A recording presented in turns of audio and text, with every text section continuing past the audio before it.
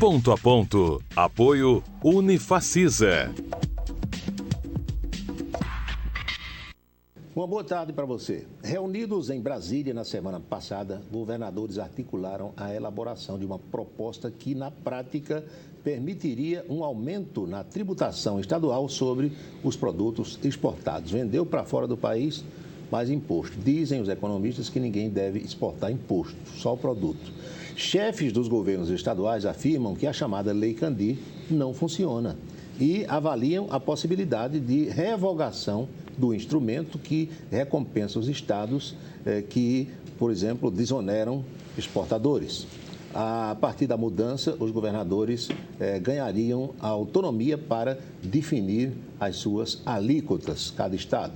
A chamada Lei Candir, que é de 96, ela retirou a incidência do ICMS, que é o imposto estadual, sobre as operações que destinem as mercadorias para outros países, ou seja, para o exterior. Ano a ano, os estados precisam negociar com o governo federal a transferência de recursos de dinheiro como uma forma de compensar a redução de arrecadação.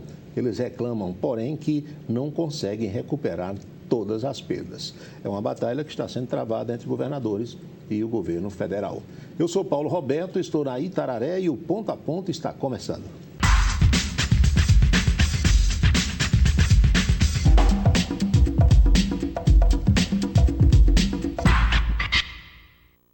Um relatório que foi divulgado recentemente mostra que em 2017, os 4 municípios paraibanos mais violentos, eles representaram cada mesorregião do estado e as cidades são Mato Grosso, São João do Tigre, olha só, Caaporã e Caldas Brandão, Cajá, correspondendo respectivamente ao Sertão, à região da Borborema, à Zona da Mata e também ao Agreste Estadual.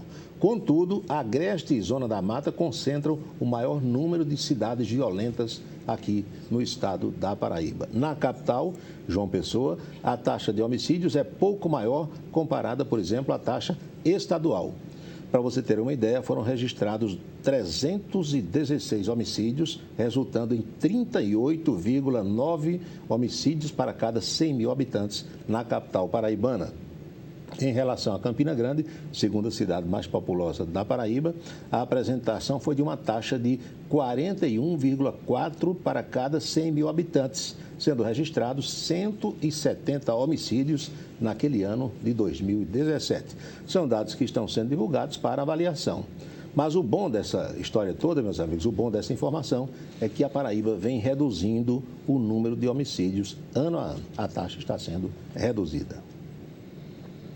E o nosso convidado de hoje tem cerca de 50 anos de atuação na área da publicidade, conhece como poucos a história da evolução do rádio e da televisão de Campina e da Paraíba e precisou se reinventar para manter-se no mercado. Ele começou nos tempos do apogeu dos programas de rádio e de televisão locais e conviveu com os maiores nomes da comunicação da cidade rainha da Borborema. José Tadeu Pereira, o Tadeu da JTP, é o criador, talvez, da mais antiga agência de publicidade do estado da Paraíba, que agora, no mês de outubro que vem, vai completar 35 anos de existência. Tadeu, boa tarde. Boa tarde, Paulo. Bom recebê-lo aqui. Muito obrigado pelo convite, Boa tarde, telespectadores. Vamos falar, sobre a história da publicidade. É verdade, mas eu quero começar sabendo de você como foi que você entrou no rádio. Quem lhe levou para o rádio? Como é que surgiu essa ideia? Olha, quem me levou para o rádio... Todos nós temos alguém que levou, né? Foi, pronto, deixa eu lhes contar a história. Eu era molecote, 14 anos, 15 anos, e estudava de manhã, e minha mãe foi quem botou minha irmã, Arnides, que era caixa da Rádio Borborema, no antigo, aquele prédio ali... Sim, edifício São Luís, no Calçadão. Do Calçadão. E ela me botou lá para cima para poder tomar um cafezinho, organizar fazer alguma coisa ali. Alguma coisa para sair de casa, porque de manhã eu estudava, de tarde eu ia jogar bola pela rua. Sabe como é que a mãe da gente fala sobre isso? Botar o menino ali para desarnar. Pronto, Paulo. Não é isso? Foi justamente isso. Eu vou botar você para virar um homem. A gente foi para lá, começou a trabalhar, fiz um curso de datilografia, meu amigo. Quem tinha o diploma de datilógrafo era um sucesso. Era uma autoridade. É verdade. Aí, com o curso de datilografia que eu fui aprendendo, tinha as máquinas lá que ficavam disponíveis, eu ia treinando praticando por ali, ajeitava um cafezinho, lavava um banheiro, que eu também comecei por aí mesmo, fui. E fui desarnando o lado da datilografia e tinha dois corretores de publicidade? Não era corretor. Fazia naquele tempo, fazia o roteiro. Sim, tinha o roteiro dos programas. Você lembra do roteiro que tinha? Tal, Locutor, speaker, Locutor, speaker, pronto. Aí tinha também o acetato. Sim. Né? Eu ia até trazer um para mostrar aqui, mas acabei deixando lá no meu arquivo. O acetato, para quem não sabe, é o bolachão. É o bolachão. O disco que você comprava 78. virgem, sem aqueles risquinhos. E aí tinha uma máquina que depois você fazia a gravação numa fita de rolo e passava a gravação para o disco. Você é das antigas. Claro, o tempo que você tem de rádio é praticamente o que eu tenho também de imprensa, só que você numa área e eu na outra. Na outra. Realmente, naquele tempo ali, era um tempo que existia realmente muita criatividade. Eu gravei comercial e chamada do futebol na Caturité no acetato. Com o Hugo Alves. Pronto, você fazia o áudio, gravava na fita de rolo. Depois pegava um pincelzinho para tirar aquele risquinho que sobrava ali. Era como um cabelinho que ficava naquele troço. 78 e vamos lá. Aí botava para dar Quem tinha uma máquina daquelas guardada como relíquia, que eu acredito que esteja ainda na casa dele, era Gabimar Cavalcante. Desmontou e guardou o velho Dabi de Ogírio Cavalcante. Eu tenho, me permita, uma lembrança muito boa daquele prédio do edifício São Luís, porque eu frequentava o Clube Papai Noel com Heraldo César. E às tardes eu tinha um apresentador que depois foi para Caruaru, chamado Macdouvel Holanda. Holanda, trabalhei. Lá, pois é. Eu trabalhei, mas o Holanda era meio doido, né? Pirou, era. Depois ele pirou, ele faleceu. Mas ele era muito inteligente. Ele criava bem, ele redigia bem. Pedrinho, o contra-regra. Pedrinho Gordo? Sim, Pedrinho que era cobrador. Depois, Pedrinho, cobrador. Pedrinho, se alguém tiver para aquele arquivo. Naquele tempo, Pedrinho já tinha fotografia antiga. Tu imagina a história que Pedrinho tinha guardado dentro daquele quartinho, né? Você lembra que ele tem um quartinho lá dentro do... Então ali você viveu aquilo tudo ali? Vivi, porque a gente ali, eu peguei ainda no tempo daquele... pegando aquela área ali dentro, aí com essa ideia da minha mãe me botar lá dentro, que depois de um determinado período eu soube que ela pagava o dinheiro à minha irmã fazia um recibozinho, assinava o recibo e depois devolvia o dinheiro para minha mãe, né? Aí foi saber isso depois de uns 10 anos. Depois que você estava lá. Mas o mais importante é que ela conseguiu, justamente com muita inteligência, né? Ela fez um trabalho que me tornou realmente uma pessoa interessante. E com isso eu aprendi a vender. Com o Zé Bezerra, de Lima, com o Stênio Mozart, que foi um dos caras mais criativos que teve na época. Que excelente muito papo, mesa de bar, gostava de imitava violão. Zé Adriano, violão, cantava a música do Zé Adriano, uma maravilha. E Altemar Dutra. E Altemar também. Também. E agora o Stênio era criativo, o Stênio na parte de texto ele era bom, que era danado. E aí você era desinibido para visitar a clientela, pegou o macete? Rapaz, naquele tempo, como eu fazia a parte do roteiro, né? Eu quero 10 comerciais na rádio, aí tinha que botar 5 tal. Tinha que distribuir. Aí eu depois ia deixar os horários com os clientes. Fonfon do armazém, a casa do compadre, armazém do compadre. Ramo Maciel, né? Armazém do compadre. Reginaldo era cliente da Girafa Tecidos. Girafa. Assim, em resumo, quando eu ia entregar esses horários, aí Zé pedia para assinar um contrato, eu levava o contrato, ficava assinava, conhecendo todo mundo. E eu fui desenrolando, né? Assim, fui desenrolando, sem o lado mais de venda, de como é que era. Muitas vezes ele dizia, não, vale em fulano, diga que vale. Aí, como é que é? Faça o contrato, aprenda. Aí, com isso, eu comecei a criar o contrato, comecei a ter o entendimento. E comecei também a fazer alguns textos, né? Como você falou, locutor, speaker, né? Isso. Porque normalmente, todas as gravações antigas, uma das coisas mais interessantes, Paulo, que tinha naquele tempo, era a chamada do futebol. Sim, gravada por Humberto de Campos e Salito Luciano. Cada um querendo ter uma impostação de voz melhor do que a outra. Era um show. Eu vou lhe pedir licença para a gente fazer uma pequena pausa. José Tadeu Pereira, publicitário da JTP, da Vitrine Outdoor, de outra empresa que ele vai falar daqui a pouco, é o nosso convidado de hoje, para matar a saudade dos bons tempos da comunicação em Campina Grande. Nós voltamos já já.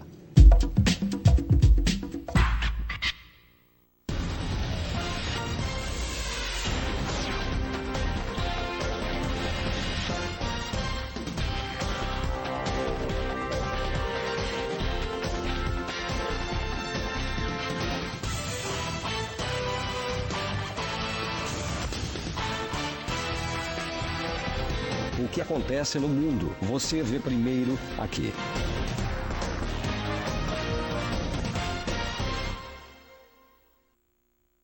Entre ser esquecido e aumentar sua rede de relacionamentos, qual a sua escolha? Entre a mesmice e abrir novos horizontes, qual a sua escolha? Entre ficar estagnado e dar um up na sua carreira, qual a sua escolha? Destaque-se no mercado cada vez mais competitivo e garanta seu sucesso. Faça a escolha certa. Escolha ser mais. Pós-graduação Unifacisa. Turmas abertas. 2101-8848 ou acesse unifacisa.edu.br e garanta sua vaga. Festival de Inverno de Campina Grande. 44 anos com a força da resistência. A arte desvelando ideias. Memória, brasilidade, cidadania. De 15 a 23 de agosto, nas ruas, Praça da Bandeira, Teatro Severino Cabral, Feira Central de Campina Grande. Aplauda a sabedoria das artes. De volta com o Ponto a Ponto. O contingenciamento de cerca de 30% dos recursos financeiros anunciados pelo governo federal no orçamento das universidades e instituições federais de ensino pode impactar diretamente as verbas de custeio e investimentos das instituições aqui no estado da Paraíba. Com isso, o funcionamento dessas entidades educacionais segue ameaçado, segundo os dirigentes, podendo haver, inclusive, paralisação das atividades por tempo indeterminado. No último dia 22 de julho, o governo decidiu contingenciar mais 1 bilhão e 400 milhões de reais de verbas do Poder Executivo. Com isso, a pasta da educação será ainda mais afetada, com 348 milhões e meio de reais bloqueados. O pessoal está dizendo, Notícias de Brasília, que eu tenho colegas jornalistas com os quais converso todo dia. Diz o seguinte, olha, o que o governo federal diz aqui em Brasília, me falam eles, é que, por exemplo, se um reitor de uma federal qualquer disser, vou fechar a universidade porque o dinheiro não dá, o governo pode decretar uma intervenção e esse interventor, segundo fontes do governo Bolsonaro e do MEC, poderá administrar com esse mesmo dinheiro e ainda sobrar. É o que o governo está dizendo. Então, a versão de um lado, tem a versão do outro, a gente escuta as duas e você aí faz a sua avaliação. José Tadeu Pereira. Vamos embora. Vamos embora. Começou a vender publicidade, depois veio a Central de Rádio e TV, no edifício RIC. Né? Eu peguei o tempo justamente do edifício São Luís. Aí, logo no início, foi na morte de Rosil. Sim. Você deve se lembrar. Sim, lembro. Aí foi a mudança para a Central de Rádio e TV, que era aquele andar vazado todinho. O edifício que tinha ali pegava no Rio. sobre loja, andar vazado. Ali a gente pegou na parte da construção mesmo. Isso. O pessoal ainda organizando, virou meio... Assim, o Diário ficou onde hoje é a Rede Farma. O diário ficou ali onde era a Rede Farma e para lá foi a Cariri, rádio, Borborema, foi a Cariri, a Borborema e a TV. Tá certo? Aí tem aquele cenário que Civil fazia, sim. Tinha aquele Luiz Pereira apresentava o programa, Paulo apresentava o jornal, Paulo Rogério, Temístocles Maciel apresentava o Roseirão. Era realmente. Aí depois teve a fase de Geraldo Batista, né? Geraldo que Batista também fez uma grande parte. Mas vamos falar de publicidade, então a gente vai falar só de jornalismo. E aí eu lembro que o comercial na TV era na base do slide, não tinha movimento, era tudo estático ali, como uma foto, né? Você botava um negativo de foto, ficava aquilo fixo lá. E o rádio ainda era o acetato. Depois passou para a cartucheira, que você alcançou também. Fita cassete, lembra que a gente rodava lá? Eu achava fantástico. Ela tinha uns 30 segundos, né, Paulo? Ela rodava e voltava a ficar no começo de novo. Voltava. Era o auto-reverso. Como é que acontece um Impressionante as coisas, como se modernizaram. Naquele tempo, lá dos comerciais, a gente era feito tudo com um normógrafo ou letra 7. Sim. Quem fazia isso era Afonso Boca de Cachorro. Um tamanho de letra um pouquinho maior. Tamanho de letra repetida, o cara fazia ali dentro, preparava uma cartelazinha, aí botava o nome do negócio. E ia rodando, né? E passava outro. E era de cabeça para baixo, você sabe disso, né? Como as câmeras fotográficas daquele tempo, e a Chica também você via a imagem de cabeça para baixo. Cabeça para baixo. Ele botava a cabeça para baixo, aparecia. E tinha que ter o sincronismo entre o operador do slide, o operador do slide, que era a Bira, sim, e o cara que soltava o acetato.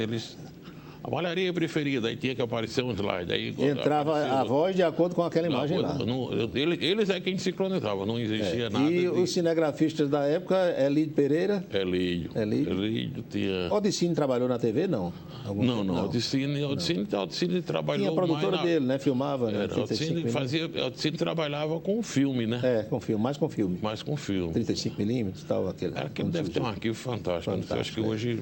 Mas aí ali já era uma modernidade, né? Quando entrou o slide, já era uma coisa mais moderna. Não, o slide era do começo mesmo. Sim. Quando entrou, aí aparecia um filmezinho de vez um VTzinho, que era uma novidade. Vinha do São Paulo, vinha não sei E eu lembro que a TV Borborema, ali, ela transmitia a TV Rádio Clube Canal 6 de Recife. Rede Tupi de televisão. Correto. Não é verdade? Aqui tem um cidadão que já é falecido, Manuel Patrício, que tinha a firma ali, Máquinas Motores. Manuel Patrício fez eu não sei se foi o aniversário da menina dele, festa de debutantes, aí mandava o filme para Recife. Para revelar. Não, revelar, aí rodava lá e a gente assistia aqui pelo Canal 6, que era retransmitido. Era uma coisa impressionante. Havia comunicação, né, Paulo? Mas vendia muita publicidade já naquele tempo. A TV era uma novidade, né? A TV era bom demais, porque o que acontece? Você era funcionário, passou a ser funcionário. Eu trabalhava o seguinte, eu trabalhava na Rádio Borborema. Carteira assinada na rádio. Carteira assinada, pronto. Eu passei 12 anos trabalhando como funcionário da rádio, mas vendia e ganhava comissão. Eu lembro. Essa época aí eu lembro de você já vendendo para a Rádio Borborema. Aí o que acontece? Quando eu vendia para a rádio, aí depois a gente entrou na fase de televisão. A fase de televisão, como era uma novidade e tinha um retorno, né? Claro. Todo mundo queria investir na parte de televisão. Anunciar lá. Mas o rádio nunca perdeu a moral. Porque a Rádio Borborema era uma potência. Era respeitada. A Rádio Borborema, a Rádio Católica. Grandes profissionais que tinham. O pessoal realmente era uma equipe fantástica, né? Aquela equipe de futebol, Zé Lito, Ariosto, Clélio Soares, Levi Soares. Mais pra cá, mas tem coisa mais antiga, né? Tem, Ariosto, Nego Zé Santos ali naquela parte. Era uma equipe séria mesmo. E aí no terceiro bloco agora, esse bloco foi mais curto, a gente vai falar sobre a ideia que Marconi Góes lhe deu de montar a sua própria empresa. Que está completando aí seus 35 anos. 35 anos. Eu trabalhei 12 na rádio, funcionário, mais 35 que a gente está completando. Já é um bocado. Muita gente nesse meio nosso criticava e ainda critica Marconi Góes, mas era um homem extremamente inteligente. Eu tive alguns contatos com Marconi Góes, inclusive certa vez saí daqui com Geovaldo Carvalho, com Humberto de Campos, para ele assinar um contrato.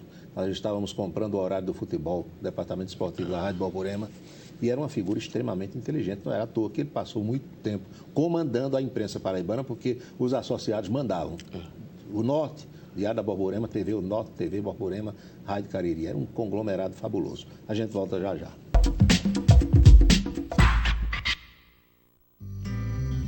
Curse odontologia em uma das melhores universidades do país. Na Unifacisa, você encontra uma metodologia voltada para a prática no mercado de trabalho, com várias atividades clínicas e laboratoriais, além do Centro Integrado de Odontologia, uma estrutura exclusiva para o curso, transformando a realidade dos alunos e da comunidade. Estude na melhor. Saiba mais em unifacisa.edu.br ou 21018877. Unifacisa, a gente emprega mais.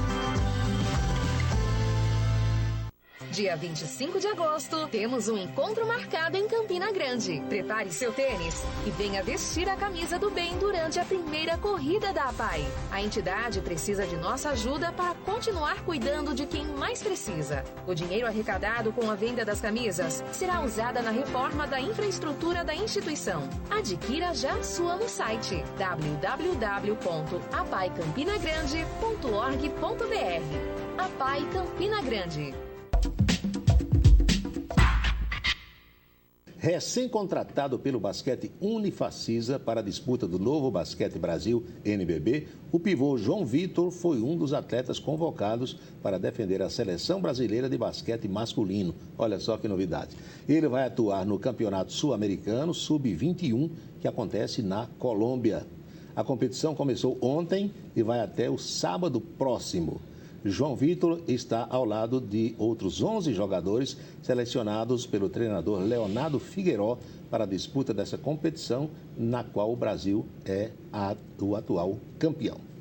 Pois bem, José Tadeu Pereira está aqui. Então, foi Marconi Góes que lhe deu essa ideia de bota sua empresa. Rapaz, no tempo eu vendia Bem Você era o maior vendedor de publicidade dos associados. Tinha aqui. eu, tinha Quirino, mas Quirino naquele tempo tomava conta do trabalho do São Brás. A Spelman Publicidade. Isso, Né? Aí tinha Zé Vasconcelos. Tavares. Tavares é uma Era Vitória Regia Publicidade. Vitória Regia Publicidade. Mas Tavares tinha aquele som da Marcel Pinheiro. Na rodoviária. Tinha o lance da rodoviária. Né? Botou o nosso querido Dilson Costa Lombardi para ser o locutor dele. Mas naquele tempo realmente a comunicação era feita com muita determinação. Eu me abri, eu achava interessante naquele tempo, era porque Tavares tinha uma quantidade enorme de revista Cruzeiro. Sim. E ali ele pegava a revista Cruzeiro, fazia foto para ilustrar os comerciais. É verdade, era criativo, né?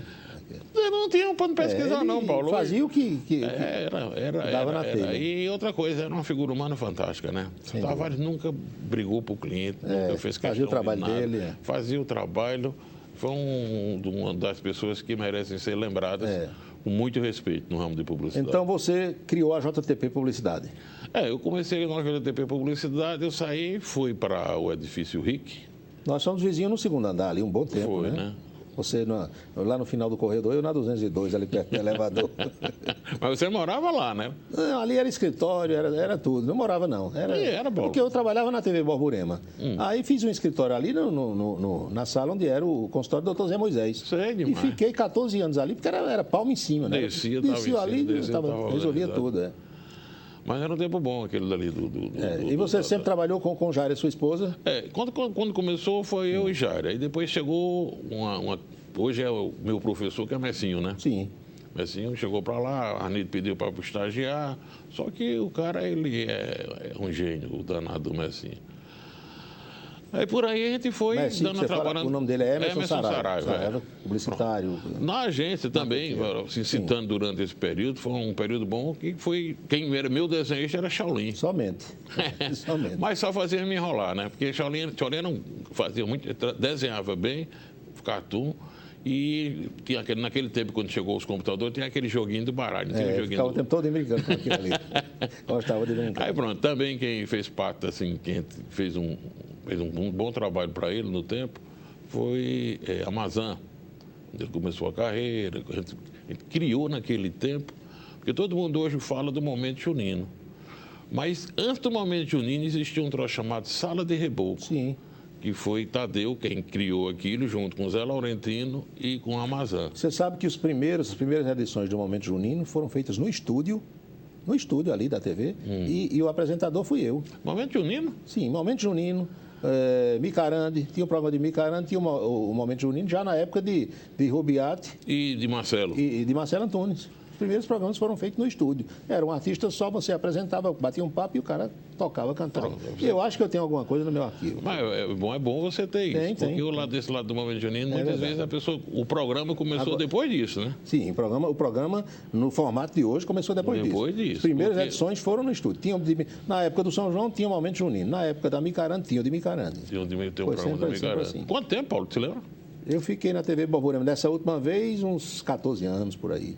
14, 15 anos. Não, mas eu anos. digo o tempo. Quantos anos atrás? Isso uns 15 anos atrás aí. Estava te entrevistando. Isso. É verdade. Mas é isso mesmo. Sempre foi o nome JTP, a empresa? Não, JTP foi JTP Publicidade e Promoção Limitada. Naquele tempo a gente seguia aquele W Brasil, Washington Brasil. Mas você me dizia que teve que se reinventar para se manter no mercado. Como é que foi isso? Na máquina da datilografia, do slide, foi chegando a modernidade, chegando a informática, e você ia acompanhando, e aí você ia olhando, e você tinha que digitalização de tudo, aprendendo e olhando. Hoje eu me reinventei, vamos supor, no dia de hoje, porque eu peguei uma equipe toda nova. Entendeu? Você criou a empresa de outdoor, que é a vitrine. Eu também a vitrine outdoor, por quê? Porque a gente tinha uma necessidade. Naquele tempo só existia a Bandeirantes, depois a Exiba, né? Aí eu uma luta para ir para João Pessoa. Para João Pessoa, para imprimir os cartazes, que naquele tempo os cartazes eram impressos na serigrafia. É verdade. Não era impresso hoje como é coisa feita. A gente criou a vitrine, que já faz 9 anos. E depois a gente criou o Espaço Digital. Que é a que faz banner, que faz banner, faz cartazes, faz fachada cria de loja. marcas, cria essas coisas. Aí já é o departamento de criação, né? Porque uma coisa depende da outra. Um design ele pode trabalhar criando um outdoor, mas ele também pode criar um banner, pode uma criar marca de um blog. Essa marca do blog Camisa 10 foi você que gentilmente com a sua equipe criou lá. Muito obrigado. E eu uso até hoje, já deram ideia de trocar, deixa aí, tá bonito e tal. O pessoal gosta. Quanto tempo, Paulo, do blog? 2 anos e meio. Mas tá bom. Estamos tocando. Vamos embora. Se precisar de alguma coisa... Eu sei, Tadeu. Então, você hoje está nessa vida, sua filha entrou, Robertinha? Robertinha entrou lá justamente para, vamos supor, ela administrar já essa nova função, dar uma responsabilidade, como eu tive da minha mãe, eu passei para ela. Depois hoje, Jairo também? Jairo está por lá, mas Jairo cuida já da outra empresa, que é o Espaço Digital. Sei. Uma ficou na vitrine, outra no Espaço Digital. E ele advoga também? Advoga. Ele consegue conciliar uma coisa com a outra. O cara novo tem pique para tudo isso. E como é que você vê a comunicação hoje, Tadeu? Nós estamos melhores, piores? Em que patamar nós estamos, no seu pensar? Rapaz, a comunicação hoje, ela está muito... Eu falo no âmbito Campina Grande, né? Que a gente vive aqui. Campina Grande... Já foi melhor no seu modo de ver? Eu acho que foi. Não, nós éramos muito mais criativos naquele tempo. E tínhamos muito mais talentos, né? Porque o cara chegava para você e dizia, Paulo, eu quero isso, isso e isso, e você não tinha onde pesquisar. Hoje o cara vai para o Google, vai não sei para onde, vai pegando sugestão. Eu viajei esse país todo, como você sabe, transmitindo futebol. Quando eu chegava no Rio Grande do Sul, em São Paulo, Rio de Janeiro, Mato Grosso, que eu dizia, eu sou da Rádio Borborema de Campina Grande. Todo mundo dizia, poxa, essa rádio é top. Era um nome, eu não sei como é que deixam desaparecer uma marca daquela. Impressionante, né? Pesava, associados não tinham. E os contratos eram grandes, aqueles contratos de publicidade que eram feitos com a Dupé. Parece que era Dupé e Caranguejo, né? Era quem patrocinava muito. E era 4 patrocinadores só, era Paulo. Não era hoje que tem 20, não.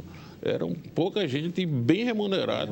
E a equipe viajava... O mercado, como a gente diz, avacalhou a tal ponto que... Não vamos nem falar aqui para não criar inimizade, não é verdade? Mas a concorrência é grande no seu campo? A concorrência... Então, hoje tem uma faculdade de comunicação, tem uma faculdade de arte e mídia, e por aí tem os curiosos, né? Que existe muita gente que se acha como... Você tem Todo mundo hoje se acha jornalista, né? Você acabou de dizer, você tem 40 anos que você trabalha na parte de rádio, jornal, televisão, e um menino que termina um curso de comunicação lhe chama de, mas esse bicho está velho demais, eu sou mais novo. Rômulo Azevedo esteve aqui, nosso professor Rômulo, e Rômulo disse, Paulo, o que há hoje é o seguinte, é muita gente confundindo fofoca com jornalismo. Jornalismo é outra coisa completamente diferente. Diferente, existe a credibilidade, existe o respeito, entendeu? A parte de publicidade não fica mais ou menos nesse patamar. Hoje todo mundo monta um site, bota um negócio na rede social, todo mundo critica, né? É verdade. Todo mundo é comentarista político e todo mundo é ministro do Supremo, todo mundo é treinador de futebol. Bota o time, tira o time. Tadeu, então agora em outubro, 35 anos. 35 anos. E não são 35 dias, né? Vamos ver se a gente faz um... Eu vou me preparar com você para a gente fazer a festa do cinquentenário da JTP, daqui a 15 anos. Rapaz, vamos para os 35. Não, mas depois a gente faz um cronograma. Quando a gente chegar lá, está aqui. Tadeu, muito obrigado por ter vindo ao programa. Rapaz, você sabe que eu tinha lhe convidado já há um bom tempo, mas você dizia depois eu vou e tal. Porque eu não gosto muito de mas faz parte. Você sabe que mas não tem aquele negócio, você sabe mandar, mas muitas vezes quando você chega para conversar, agora conversar com você mesmo como está conversando lá no baixinho, tomando uma cervejinha. É a mesma coisa. Chopp do alemão. Lembra do chopp do alemão? Não, verdadeiro. Porque tem muitas vezes que o repórter, né? O entrevistador. Ele deixa você meio preso. Assim, você fica meio engessado. É verdade. Entendeu? Mas como você fez parte dessa história, ficou bem mais fácil da gente poder trocar essas informações. Eu diria que você não me entrevistou, trocou informação. Porque obrigado, você Tadeu. também participou dessa época. É verdade. Começamos para trabalhar juntos.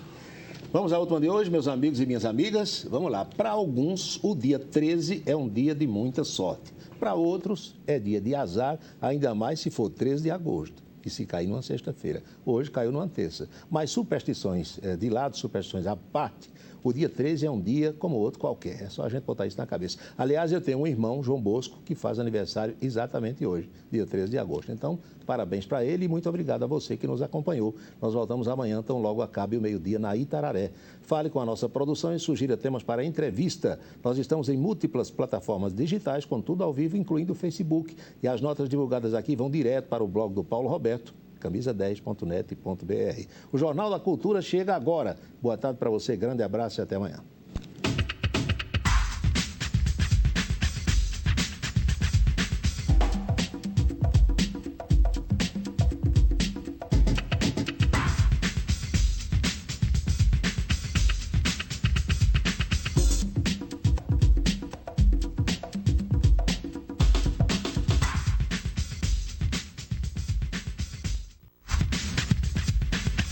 Ponto a ponto. Apoio Unifacisa.